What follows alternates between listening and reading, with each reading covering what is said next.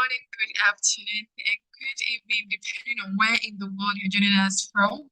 I'm thrilled to welcome you to today's session as part of our Living in a Digital World series, especially as we celebrate Cybersecurity Awareness Month. I'm Estela Hildonaman, and I'm the coordinator for American Corner Agbogba, and I'll be your moderator for this critical topic. And we are going to tackle protecting your digital assets, best practices for data backup and recovery.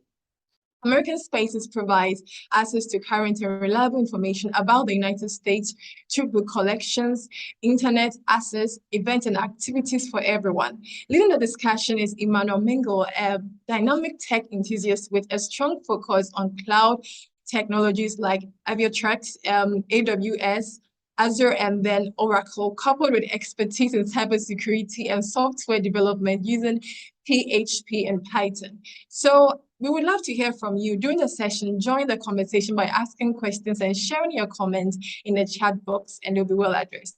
Over to you, Mingle. All right, thank you so much, Estella. I'll just go right ahead and then I'll share my screen, and then we can proceed from there. And as Estella mentioned, this is the Cybersecurity Awareness Month. And so we'll just try to take a look at a few things in there as well. All right, with that being said, our topic for discussion is the best practices for data backup and then recovery. And one thing I would say is that for most of us, we may wonder if it's an issue that affects us or an issue that is particular to us, but definitely for all of us, it is something that we tend to interact with on a daily. All right, so we'll just see how that goes and then how we get to interact with all of these things and move from there. So with that being said, let's look at some bit of the agenda for today. So we have our introduction and the definition of some terms. So just the key terms that we are looking at, and some methods of data recovery. So how do you recover your data? And if you are actually backing up some data, right? What are the options that are available to you? How do you back up that data? And then what are some of the solutions that are used primarily to back up the data? And then we'll look at some of the best practices, and I'll try to just give a bit of a use case and then a demo that we would be working with. So with that said, let's look at the introduction, okay? Now, with the introduction, I just want to briefly talk about the Cybersecurity Awareness Month and where it came from. So it was an interesting read for me myself. I think for me, my first introduction to the Cybersecurity Awareness Month was in 2017. Was it 2017? Yeah, I think 2017, 2018. That's when I actually got introduced to that, because the Ministry of Communication was actually having this couple of sessions, and they invited some of our students to be there. So that was a great one.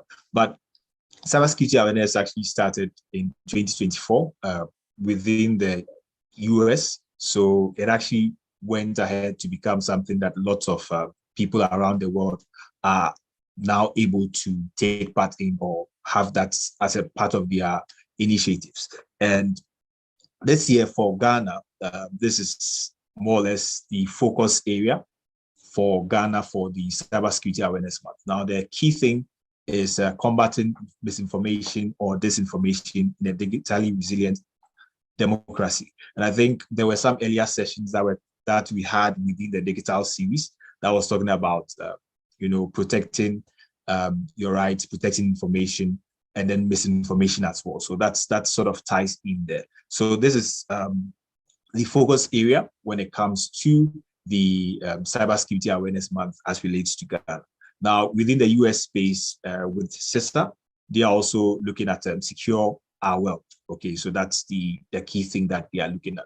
Now, let me just maybe share a few things from their side. So this is from the National Cybersecurity Team, NCSA, okay, CSA, sorry, the Cybersecurity Authority, right? So this is their site, and then this the activity they have lined up for the Cybersecurity Awareness Month. So, for example, I think last week or this week, is it this week or yeah, this week that was the launch of the Cybersecurity Awareness Month. And of course, there were a number of key personalities there to talk about various things as relates to cybersecurity. And it continues with a lot of activities. Next week, we have quite a number of things there. Week 3 also, there are quite a number of things that you could always take a look at. And then in addition, week 4, there are also some different activities as well. Now, I think some of the activities will be targeted towards specific industries, and then some will be open to various people to be actually present and then take part in that. So that's something you could always check out and then take a look at that. And of course, if you want to view previous years, what actually happened, you could always check that out. Now, for CISA, that's based in the US, you could also check out their page. I find that they have quite a number of things. So if you are in an organization or you are having a group of people, you could actually have some resources that could help you to share about that. So they have quite a number of things in here. Also launched DS last 1st October, so just this week. And so you could always check that out. And there are some resources that they have available. So you could just check their website and then take a look at that. A very interesting one. So I think I saw one that was very interesting about how you could actually engage kids in securing their systems. And that was even one of the topics we had within the digital space, series. So it's always a good thing to look at. So something for the youth here. There are quite a number of resources. And so anything that you find fancy enough, you could always take a look at these and then work with that. And of course, if you can see my background, I actually got that from here. So that's one thing that you could also do to contribute towards the Cybersecurity Awareness Month. So with that being said, I think we could definitely go ahead and see what we have as well. Now, so that's for the Cybersecurity Awareness Month from CSA and then CISA. So CSA in Ghana, CISA in the US, right? Now, in addition to that, within the Living the Digital World series, I mean, these are just a selection of topics that are just selected. But if you go to the YouTube page for the streams, there are quite a number of options which are available that you could also look at. So these are all security-related topics that have been discussed in here. So we have various facilitators coming in to talk about different things, even with misinformation, which is the key theme for CSA in Ghana for this year's Cybersecurity Awareness Month. So there are quite a number of those in there, that you can look at. So responding to attacks, becoming cyber safe, all of these cybersecurity for parents and then children. So you could always take a look at these, watch them even to keep yourself abreast if you've not already done that, and then just get some hang of being cyber safe within this space as well. Okay, so you could check out the Facebook page, you could check out the YouTube page, and then just review that. Now, with that being said, and with that out of the way, I think we can get into today's bits. And so we are talking about what the digital assets, how you can protect them, and particularly in terms of two things, which is the data backup and then data recovery. Okay, so I'll just be talking about them as we go ahead. Right. So first thing is the digital assets. Now, digital assets just has to do with the details that we are storing electronically. Now, it could be some form of image, it could be video, it could be audio, anything like that. It could be some financial records. And all of these are stored in the digital form. And of course, once you have these assets, it means that you actually have them stored on your machine. So it could be on your local machine. It could be stored somewhere else. Okay, so all of these things are things that you have to think about. Now, they hold significant value. So for example, if you have some financial information, or let's say some Excel document that has some financial information there, it means that if you actually lose that particular data, then that becomes an issue. All right, so that becomes an issue. Now, you may lose it in different ways. It could be that, let's say, your hard disk crashed. It could be that your account got deleted or something. And these are all things that could be of some detrimental effect or consequence as you lose them. Okay, so you could lose some images, you could lose some application, all of these things. But now, with that said, right, so if these assets are very important, right? I want to know from everyone who is on the call. I mean, if within the chat, right, you could just go ahead and then share, okay, some of the ways you actually go ahead to back up some of your assets. So what are some of the assets that you have? Maybe some pictures or videos, you could share that in the chat. And then you tell us how and then where you actually make sure that you back them up. Okay. Now within the period, I'll actually be talking about how and then where you'd actually be able to back up all of your data. So we'd look at that. But you could always go ahead and then share that from your chat as well. Right. So if you have your digital assets, right, what are the key things that tend to be an issue, or some of the risks that you'd have? Okay, so you have some images, you have some videos. What are the possible risks that are associated? So these are my data. This is a picture that I have. What at all could be the risks that could be come up when it comes to me managing all of these things? Now, the first one has to do with cybersecurity risk. Of course, this particular space is what's talking about cybersecurity. And I think for the last session, okay, that we had within the Living the Digital World space, one of the measures that was advised was to actually ensure that you have some backup, you have some bit of, so there was the option of backup, using some passwords, encrypting data and all of that. So key focus here will be some form of a backup, right? So if you have these cybersecurity risks, let's say a ransomware, for example, and you don't have a backup, that becomes an issue. Or you have a virus that you're trying to clear off your system, right? And you're not able to clear that. It means that that particular data that you have, or that assets that you have, becomes unusable. Now, another risk that you could have would be data loss. Now, data loss could come in different forms. It could be something that you actually lose by yourself. So maybe some action of yours, or it could be some action that is accidental. So maybe some accidental deletion of the data, some loss of some keys. Maybe you've encrypted your data, right, as a best practice, but you actually lose your encryption key. So what happens in that sense? That becomes what? A risk to the asset that you have. And of course, the viruses also become what? Some risk, because now you cannot actually use that data that you have, right? Now, aside all of these things, you have some physical accidents. Now, physical accidents could be in different forms. So there's a fire, there's some damage to your physical hardware. All of these becomes a risk to your hardware. So your digital asset will still probably be on that device, but because of the fire, it means that you can't even access that device in question, right? And if you can't access that device in question, then what happens to your data? That becomes the risk that we are actually making reference to. So all of these are some of the risks that you talk about. And you can see that based on the classifications, right, you could have different forms of these risks in there. So under the cybersecurity risk, you could have a vast number of risks that you could have in there. In terms of the data loss, you could have all of that. In terms of the accidents, you could also have that. And one thing I would say is that these assets that we are making mention or making reference to, they are assets that are both for businesses and then both for individuals. Okay, so as an individual, you could have some assets that if you lose could be detrimental. And as a business too, very critical information that if you lose could also cause some form of damage or could be a risk to you. Okay, right. With that said, let's take a look at this picture. I don't know how many of us will be very conversant with this particular screen, okay, but this is a typical workflow of a backup and then restore. Now, I know that for anyone, okay, anywhere who probably has used this particular service before, WhatsApp, you would have seen this screen. So the first screen actually highlights what happens if you now want to go ahead and then create a backup on your WhatsApp device. Now, there are some key things here. So there's the option to back up to a third-party service, which we see here.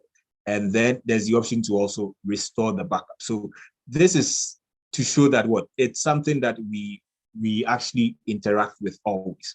Now, on our phones, for example, you could back up some bit of your pictures, and then you could back up some bit of your document, within, let's say, your business environment. You could store some of your files to the cloud. Now, once you store that to the cloud, and then you get a new machine, you are still able to make that happen. And then you can also think about when you are switching your phone. So you have one phone, and then maybe you have an iPhone, right? And then you want to go to the latest one, right? Now, if you want to move the data, that's some bit of data that you have on some primary storage, and then you want to now pass it on to another device. Okay, so that's the form of the backup and the restore. So these are things that we relate with on a regular. All right.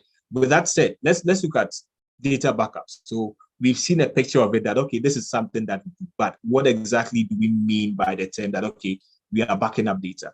Now, when we are backing up data, it means that we're actually making a copy of the data. Okay, so whatever data or digital asset that we have, it means that we are making a copy of it available, so that should we face some risk, okay, or should the unforeseeable thing happen, it means that that data is still available to us. So imagine that you have your phone, your old phone, and then you get a new phone, but your old phone is unusable in one way or the other, and you do not make any backup whatsoever. It means that you can't be able to now transfer that data to the very new phone that you have. Okay, so you have some data, but you make some copies so that in the future, if you have to, if you face some risk, you can still be able to get your data. Now, backups are necessary so that in case you have some bit of issues with that primary data, right, you could still be able to recover from that. Okay, recovery. So you've backed up the data. Now, what's the next step? If there's some issue, it means that you now recover that data. So it could be some data that is corrupted, is lost or inaccessible. So with the risk that we looked at, so maybe a cyber risk where you have a ransomware attack. Now your data is encrypted, but you have some other backup somewhere that you could resort to so that your business can continue. Or let's say you've lost all your chats in one instance, right? You could still be able to recover because you have the backups there. So you backed up to, let's say, Google Drive, or you made some copies to your phone and then you copied it somewhere else. So you just go ahead, plug that in, and then you are able to restore that. Let's say just the chat, or maybe the chat and then the video. So all of these assets are still in place that you could work with. With that said, let's look at specifically the bits of data recovery. Now, you could have a data backup file. Okay, so with this, you have the files that you've backed up. So this is particular to, let's say, you moving to some new platform, okay, or you moving to another device, right? So that becomes easier to work with. So you have your backup file, you just plug it into your new system and then you are good to go. So your WhatsApp, you have the backup file, okay. If you look through your WhatsApp folders, you can just see the backups there. And then you can just transfer that. And from that backup file, you can restore everything that you've lost. Now, when it comes to the recovery software, okay, it means that at this point, right, let's say maybe your hard disk crashed. Now, if your hard disk crashed, it means that there will not be any recovery file that you could work with or a backup file that you could work with because the hard disk is crashed altogether.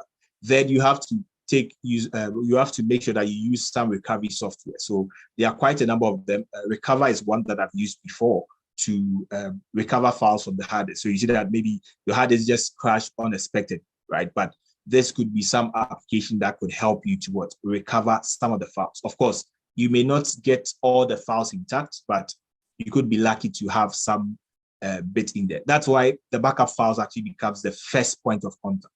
So your first point of contact is the backup file. And then if you do not have any backup, let's say you could have a recovery software that could extract or get some information from your hard disk if it's lost or not if it's lost, if it's destroyed, okay? So maybe destroyed in a fire, destroyed in some accident, right? You could use the recovery software to make sure that you are able to extract that data from whatever drive that you are working with.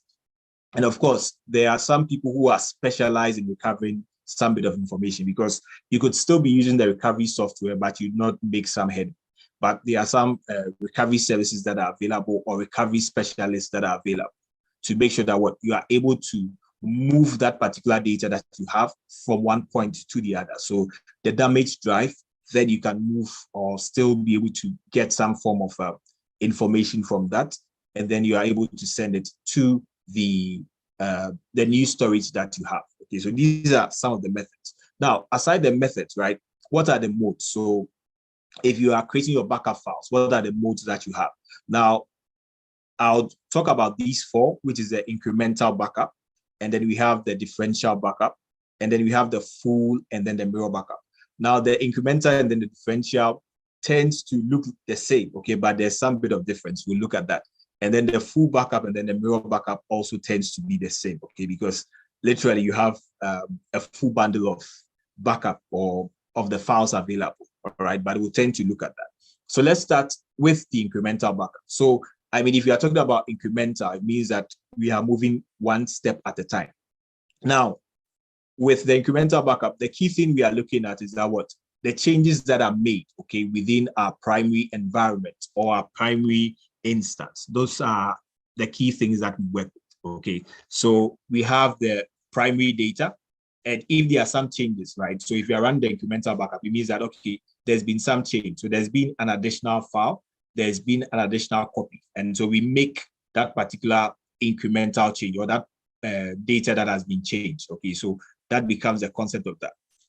Now, the process is faster because only the changes that are made are backed up. So it's not like you back up all your files, but the new backup you make will be what? Just of the changes that have been made within your system. All right. So that's for the incremental. So every change you add to that. So if you add, let's say you had 1, you had 2, you had 3. Now the backup will what? Include the 2, the backup will include the 3, the backup will include the 4. Just incremental like that. And that will be the backup that you have.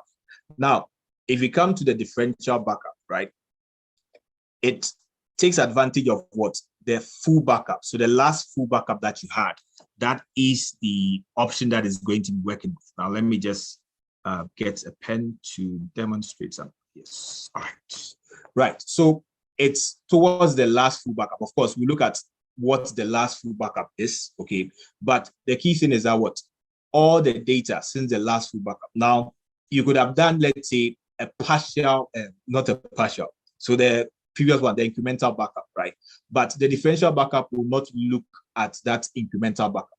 Its focus is the last full backup. So whatever backup that you had, okay, previously, that is the key one that is going to be looking at, the last full backup. That is all that is going to be looking at, okay? And then that difference there, then is going to make that backup for you. Okay, so that difference of the last backup, and then it makes the backup change for you. So if you had some incremental backups, it doesn't focus on that. It focuses on the full backup that has been made previously. What are the changes from then? And then it makes that backup. Now, this becomes easier to restore because if you are restoring a differential backup, it means that you don't have to install those different incremental files. So you notice for the incremental, we had what? 1 point. If you add 3, it means that we back up 3. Then we have another backup, we have 4. Another backup, we have 5.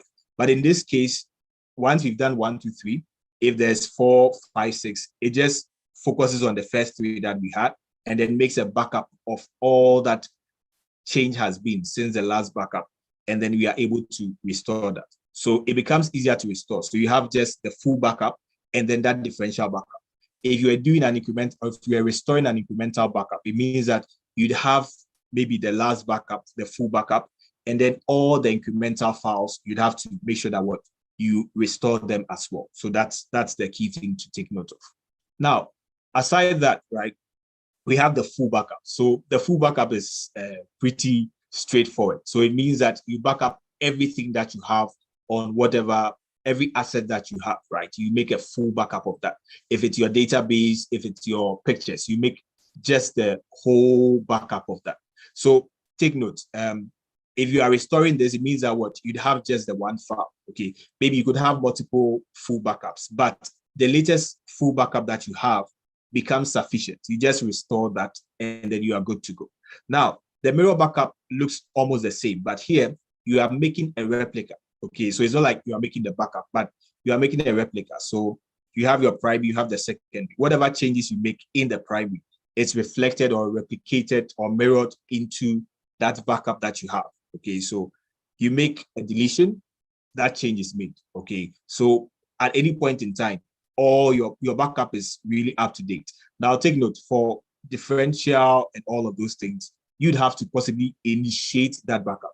Here with the mirror, the good thing is that what it does that sync automatically. So whatever changes, it's reflected in the backup. So if the unforeseen happens and then your primary data source goes off or your assets just go off, you could refer to that particular backup.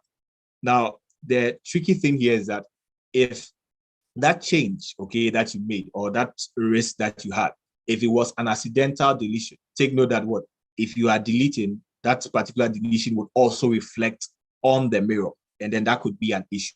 Now we look at a use case, okay, which sort of ties in with this particular aspect, which has to do with the mirror backup. So we'll definitely look at that as well, and then see how we go from there. All right. So with that said, these are the modes that we have. So the incremental, okay, so you build on that. The differential, so based on your previous full backup, then you can have a subsequent one. And then you have the full backup as well. Okay, so the full backup that you've actually made available, and then you can work from there. Then you could have also the mirror backup. So you have a mirror of whatever changes that you have in there. And that's as simple as it gets with the modes of backup. And of course, for every single person, right, you might have one that you might prefer, okay, or one that you might stick with, or you might combine different aspects of that as well. So let's look at some of the backup solutions. So if you are backing up your data, right, what are some of the solutions that are available? Of course, we have the traditional software.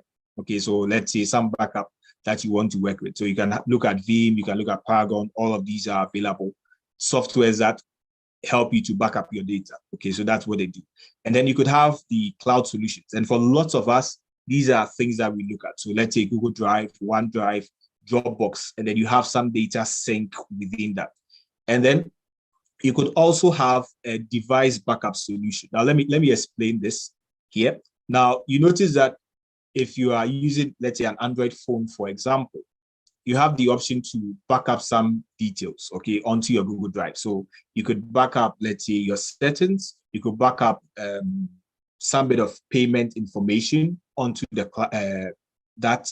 You could have, let's say, your contacts in there as well. All of these will be will be synced in there, so that once you move to a new device or a device is lost, you can be able to restore that. And I think you have the same thing with iPhone as well. Okay. Now, aside all of these options, the traditional method would be, let's say, a USB or a hard disk drive. Okay, so let's say you have this file, you want to have a copy of that. So anytime you make a change, then you copy that to your hard drive. Okay, so these are the common approaches that people go with. But for most options, or for most times, right, in the current dispensation, lots of people tend to use these cloud solutions to back up the data. Okay, so once you have that stored in the cloud, right, it means that if you move to another location, you can still be able to access that. So if it's your Google Drive or your OneDrive, you are still able to access that particular file that you are working with. Now, with that being said, right, let's look at some best practices. So if you are backing up your data, what are some of the things that you have to consider? The first thing you have to consider is in terms of the frequency. So how often would you back up your data? Okay, how often would you back up your data? So let's take, for example, let's say you have a differential backup, right? Or let's say an incremental backup, as we spoke about. Now, how often would you make that backup change? Now, or let's say even a full backup, you notice that for all of these, you'd have to initiate that at some point in time. So if you do not, let's say, since you began September to this month, you've not made any backup with your files, it means that if the unforeseeable happens, it means that all that data you've generated from September to October will be lost. So you don't have access to that. But let's say if you are running, let's say, a sync, okay, or you were having the mirrored backup, it means that that's automatically done for you. Okay, so for any point in time, you have to initiate a backup. Now, the key thing is that you have to initiate that backup regularly. Okay, and when you say regularly, right, you could have that done daily. Okay, so maybe if you are starting your day in the office, for example, you have all your files available. Now, when you are done, okay, you could make sure that what everything is backed up so that if you come back, you could still be able to access that. So at least a daily affair will be good. If your information is very critical, right, you could still adhere to, let's say, maybe hourly or based on some time. So based on the nature of the data, based on the assets that you are working with, you could back up at a frequent rate. Now, of course, you could automate your backup process. Okay, so maybe using a mirrored backup, for example, or having a backup solution or a backup software that would automatically run the backup for you. Now, the next thing you have to take note of is that you have to make sure that what your backup is in different location or on a different media. So if you are making a backup copy of your photos, you don't make that copy, let's say, on your phone or on your machine, or you're making a backup copy of your Excel files. You don't make that copy on that same device, because if you make that same copy on your device, if the device gets lost, you don't have that backup. Typical example with the WhatsApp that was shared, okay, the WhatsApp scenario. So if you do a local backup only, it means that if your phone gets missing, that's it for you. Your data is lost. So all your chats, all the photos, the videos, everything that you shared is gone. But if you go ahead and then you say, okay, then I'll opt for the backup in, let's say, Google Drive, for example, then that means that at any point in time, right, when your phone is even lost, you can still be able to connect to your Google account or your cloud provider and then restore that backup. That means that what is different from the original device where your assets are stored. And then another thing is to have multiple copies of your backup. Now, you said, okay, I've made one copy. That's more than enough, right? But it's good to have multiple copies. Now, I'll talk about a rule 321, okay, that's used by some businesses as well, so that we can just review that. But have multiple copies and then make sure that what you have those available. Now, this is an important point. So prioritize backup of critical data first, okay? So you notice that if you are in an organization, for example, you could have very large volumes of data, okay? But the key thing I'll say here is that what prioritize the backup of what critical data. So you notice there's some data that you can generate, okay, from, let me say, those are secondary data in the sense that you have some initial data where you can generate the subsequent data.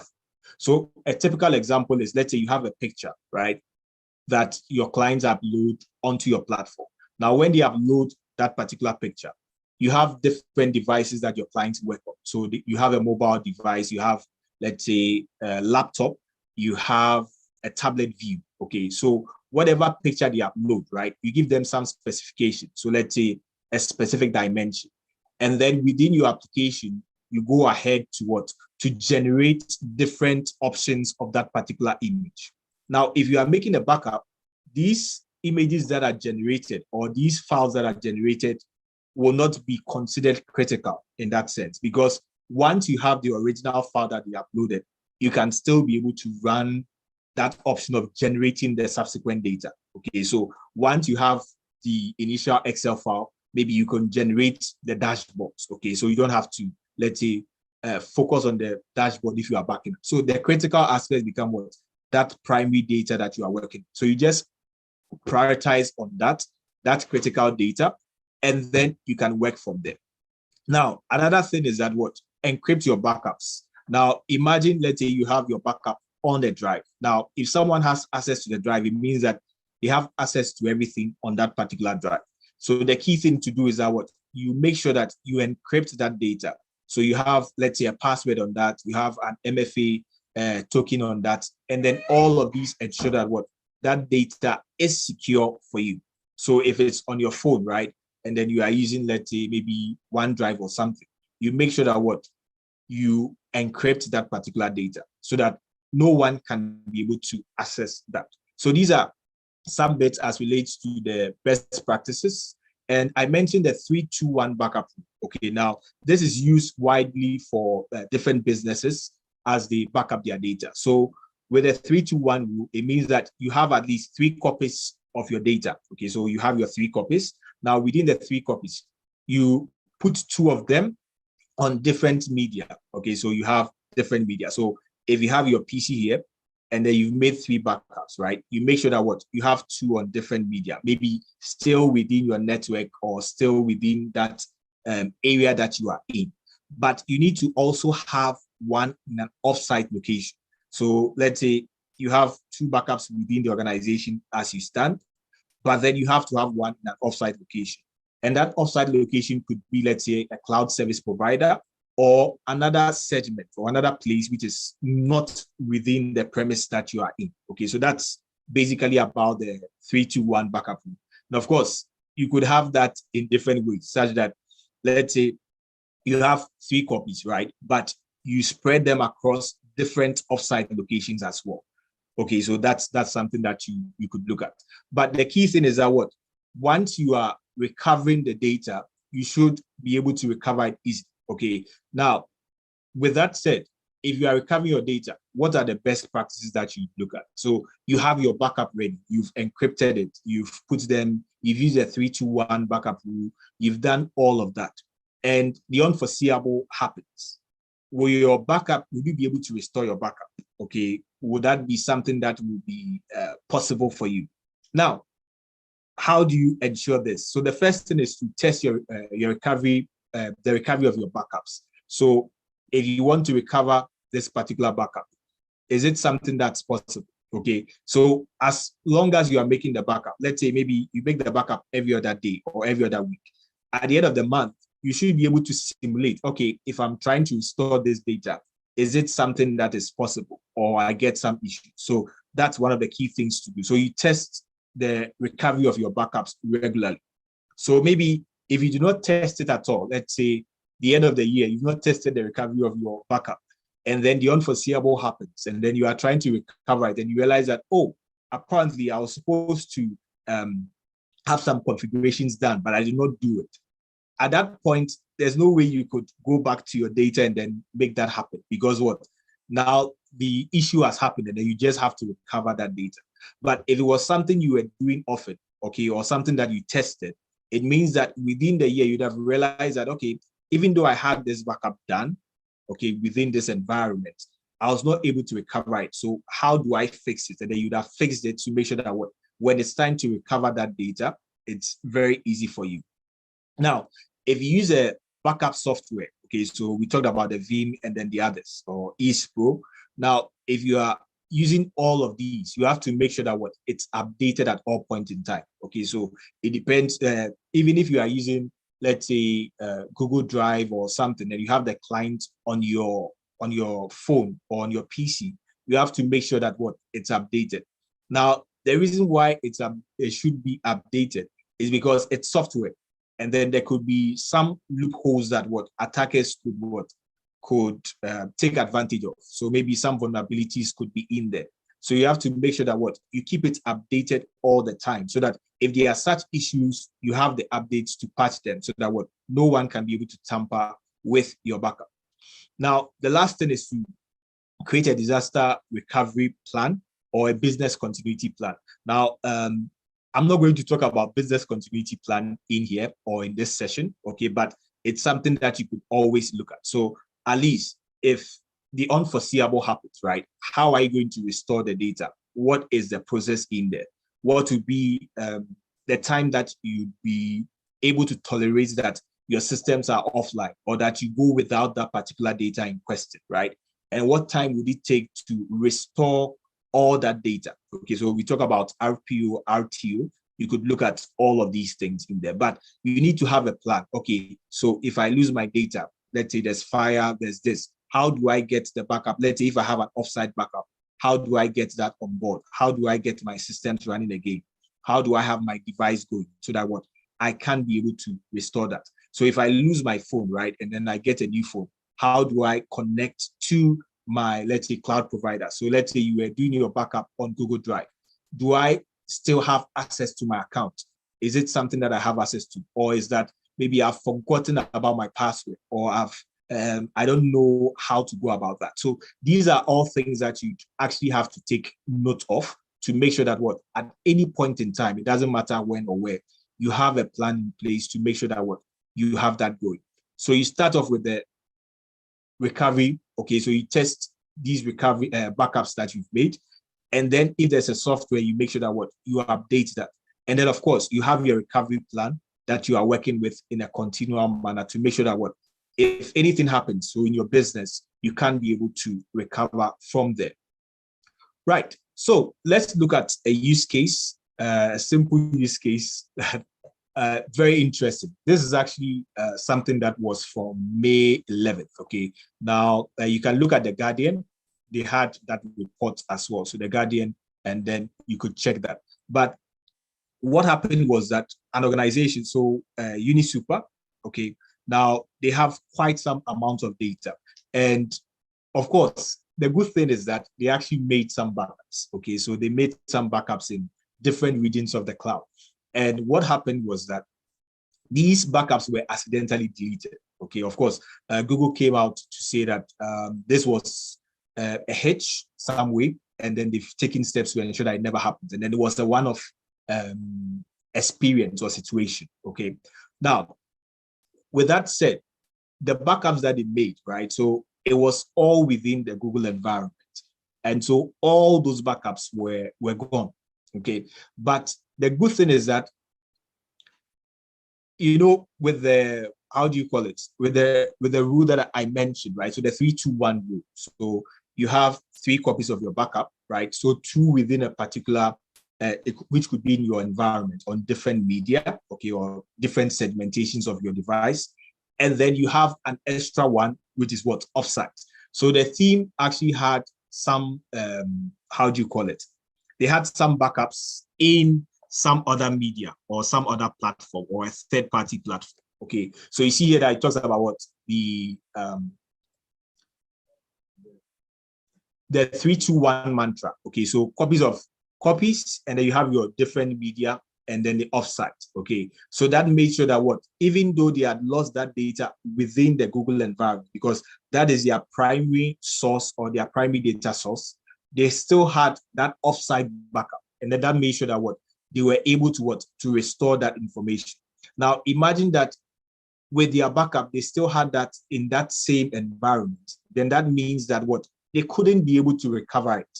Okay, so it's something that could happen because you've actually taken the step, you've made your backup. Okay, you've adhered to the point of creating the backup, and then you have them in different, let's say, regions and all of that. But the issue now is that what, all of those informations were deleted. So how do you actually now get that? And then this is what, very critical. Okay, so as a business, as an individual, having that what, spread out, so all your assets spread out in different locations ensures that what, you still have access to them as and when you need them. Okay, so that's that. And of course, you can look at this the Guardian, and then just, or maybe you can just give just run a Google search. There's actually some feedback from some folks on Twitter, so you could always check that as well. Right, so with that, let's look at this. I wanted us to look at a demo, okay, how we could go ahead to set up some bit of backup. Okay, so I'm going to be using this. That's the Google Drive. Okay, so Google Drive to make that happen. So I've installed the client.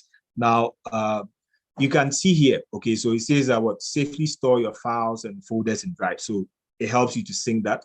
And then whatever files that you have, you open the files with your applications on your computer, and then automatically, so I was talking about what, automating the backup. So in this case, you don't have to do anything, right? So you are able to what, to automate that. And then specifically, if you want to back up to Google Photos, that's also a possibility. So let's see, to get started. So of course, you just have to sign in, and we'll try and then add something. Okay. All right. So once you sign in, you enter your details, right? You are able to now go ahead to be able to access that. Now, I'm signed in now.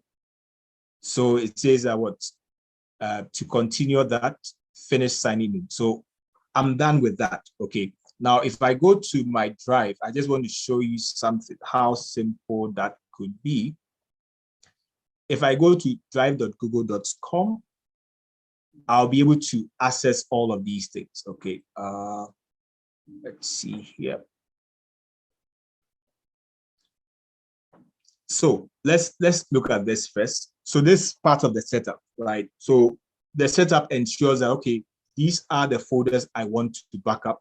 These are the folders I want to work for. Okay, so I could add some specific folder that I want to work with. Okay, and so if I wanted to back up my desktop, that is possible. If I wanted to create a new folder where I'll put my specific files, that's possible. So let's see if we can go ahead and then create some other folder. Okay, so let me create a new folder here. So let's say a test backup, right? Test backup. And then I'm going to create, okay, so the test backup, and then I select that. So that means that whatever details that I create here, they will be synced up. So once I have that done, I go ahead, I hit next. I do not need these, so I'm not going to worry about that. So if you wanted to add some pictures or videos, you could still back up these from your own device. So I could skip that. And then this tells me that, okay, it's going to sync that for me. So I just go ahead and yes, so that's that. It's very simple. I have that done. And let's see here. So if I come to the Google Drive side, right? And let me see my drive. I should be able to see that. Okay, it's not done yet, but it should be able to sync for me to see. Okay. Okay, yes. So you see that I have my laptop here. So if I come here, I have the file, what? My test backup. Okay. Now let me open the folder from my end. We are going to compare side to side a few things, and then we see. Give me a second. Yeah. All right. So I have my test backup here. I don't know if you can see that. And then I have my Google Drive here. So let's see. So I'm going to create a file on my Google Drive, and then we are going to see how it's going to reflect here on my local device. So let me see. Let me add a new Google Docs file. I don't need to put anything fancy in there. Just give it a name. Let's say test2 still. Let me add something here. Meeting notes, maybe. Okay, let me just add a test. Yeah, tests, and then we are good to go, right? So you notice that it's here, test2. Now I want it to reflect here. And so let me just refresh that a bit. You can see that what? We have that file showing here. So that test2 file is showing within the documents that I have. So I've made that change here, and then it's reflecting. Now let me try changing the name from here. Okay. Now take note that what? It backs that up for me automatically. Okay, so test3, and let's wait for it to reflect on the cloud storage as well. Let's see.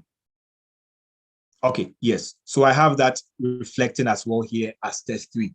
Okay, so it's as simple as that. Once you set up, let's say, this specific folder, okay, I want these assets backed up, then you could be able to what? To access that. Now, this is very simple and then what? Straightforward. And then you are able to work from there. So if I add a new file, yep, let me see. If I add a new file from my, let's see, yeah. So an access database, let me give it a name. So another test here. So test 5 or 6, yeah, anything. Now, after a while, it's going to sync. You notice that it's quite small there, but you would have seen that the tick here is pretty slow. Okay, let me do this. The view extra large icons. So you notice that what? The green check mark, okay, that tells me that what? It's synced with my data, my Google Cloud storage. If I created another file as well, oh, not that. All right, so if I created another file altogether, okay, let's see another, let me create a test file, and then let's see how that looks like. So rich test document, and you notice that initially it has what? The blue icon, right? It means that it's now going to sync that for me. And once I make that change, you see that after a while, it's going to change to a green check mark to tell me that, okay, then it's synced correctly. Okay, so it's synced, and then I can see that test file in there. Okay, so it's very simple in there. And it applies various principles that we talked about. So you set up your backup, right? It's not necessarily, even though you have the files on your PC, right? They are also synced to the cloud. So that's an offsite location. Of course, this is not, let's say, maybe business critical, okay? But I mean, you could just have, let's say, one copy of that. Now, if I wanted to have another copy, I could maybe copy that to my external drive so that I have a copy of that. And then I back up to the offshore site or maybe the cloud, okay, with this. And then I have that going. So once I have this set up, I'm pretty much good to go. Now, it does that automatically for me. And the good thing is that anytime I make changes to any of these files, okay, so if I had a test file and then I make some changes, it automatically reflects, okay, so it's done continually for me, okay, so adhering to all the best practices and then you are good to go. And there are different tools like this. So typically I use Mega, okay, so this is like my sync folder, have a lot of things in there and then it just works for me as it should. Okay, so that's about that when it comes to the backup and then recovery. And I mean, this might seem very small, but the possibilities are endless. Okay, and once you adhere to these very small principles and then these very small ways of going about this, it becomes very easy for you to work with. So with that said, that will probably bring me to the end of my session. And then I'll hand over to Estella. If there are any questions from anyone, we could go ahead and then take them as well. Thank you. Right, thank you so much, Emmanuel Mingle. That's really an amazing session we've had with you, the demo and all the practices that you have shown us to back up our data. Now, because of time, we just have to take one question and then we just wrap up. And so this is coming from Hamza. He's asking that would you advise institutions to adopt cloud storage or physical service for backing up data, and what are the risks involved? All right. So in terms of the storage, right? Looking at the 3-2-1 principle, right? You could have let's say some physical backups, and then you could have some additional offsite, which is the cloud storage. So at least merging all of those becomes very helpful. And one thing to note is that, you know, some regulatory agencies, so maybe based on as a business, based on the industry that you are, you may be required to handle your data in some specific way, okay, which might be different from the standard, maybe the standard that everyone could do. So maybe some organizations will require, or some regulators will require that some aspects of your data should be stored where you are or within your organization. Okay, so based on that regulatory aspects, you could have that. But ideally, if you have the 3-2-1 backup principle, so you have your 2 copies, okay, on different media, it could be physical media, and then you have one offshore, which you can always reference. So it could be, let's say, any cloud provider, and then you have that backup there. So just combining all of those would definitely work fine. Yeah.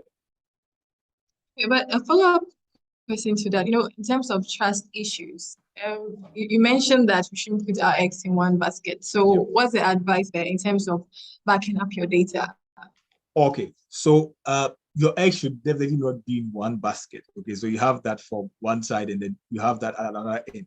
Now, the good thing with the cloud providers, of course, with the use case that I showed, we see something out of touch in there. But the good thing with a lot of these is that cloud providers is that they adhere to various security principles, okay, or various security frameworks, okay. So you can talk about the CIS framework, for example, some things to do with NIST.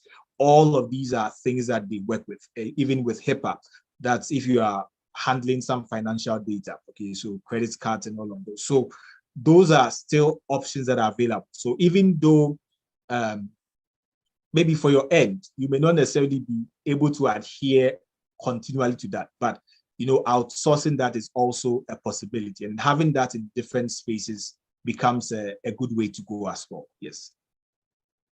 Okay. All right. Thank you so much. Because of time, we just have to quickly wrap up. And so I want to thank you, our experts, for taking us through this amazing session.